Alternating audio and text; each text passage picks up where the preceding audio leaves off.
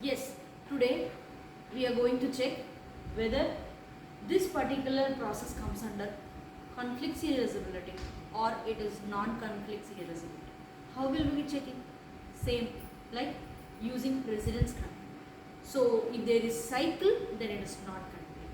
If that graph has no cycle, then that is conflict serializability. So we will be checking the same thing which I told before in the previous video. Here see how many transactions I have? 1, 3, 2. So totally 1, 2, 3. So 3 transactions. So you should draw like this: T1, T2, T3. Okay. Now what I said, you should write everything in a serial order. So R1A, next R3A. So what is R3 means? You should write it in the third transaction column. So in the second line.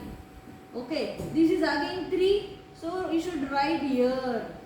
Next in third line. Fourth line, what you should write? Okay, this is 2. So you should write in the transaction 2 column at the fourth line. Next, fifth one. Here what? 2. 2 means here only. You should draw here. Right here. Sorry. Next 1. 1. So you should write here. Okay. See, you should not write at the same position. Always you should give a unique position for every operation. And is 1 no? You should write here. Okay. Whatever the data item may be, that's not a problem. But you check only the transaction, that what transaction it is. Now this check at last 3. Okay, fine. Now we'll check using the graph. Okay, how many transactions here? 3 transactions. So how many nodes you have to draw? T1, T2, T3. 3 nodes you have to draw it. Okay, from first we have to check if there is RA. So in the A, if you have any A here, yes, A. Okay, is there RR pair? No, RR is not pair. RW only is pair. Here I have A, here you have the same A, RW, it is a pair. So what you should do? From 1 to 2 you should draw. So if there is pair, you should draw the edges from the particular transaction. Okay. Next, you check here also whether it goes here. You have to check that too. A, is there A?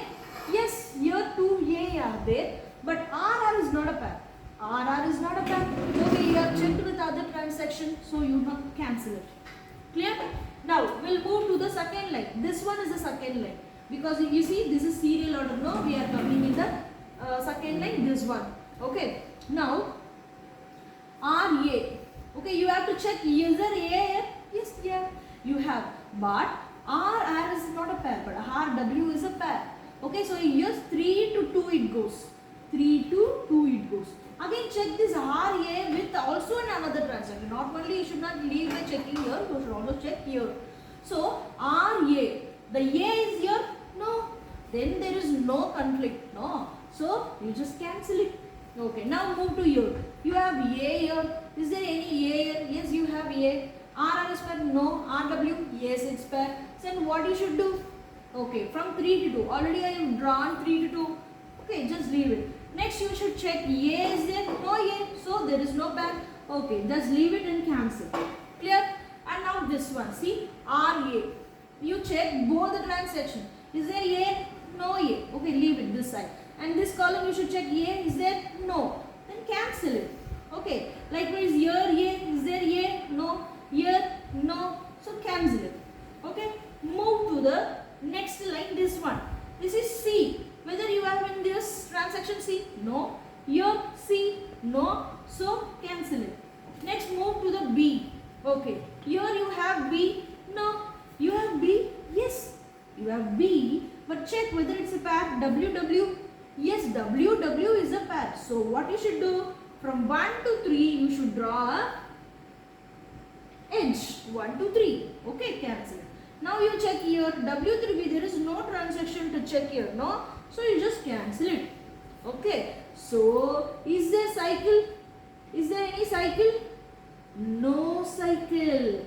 Then if that is not a cycle means it's a conflict serializability.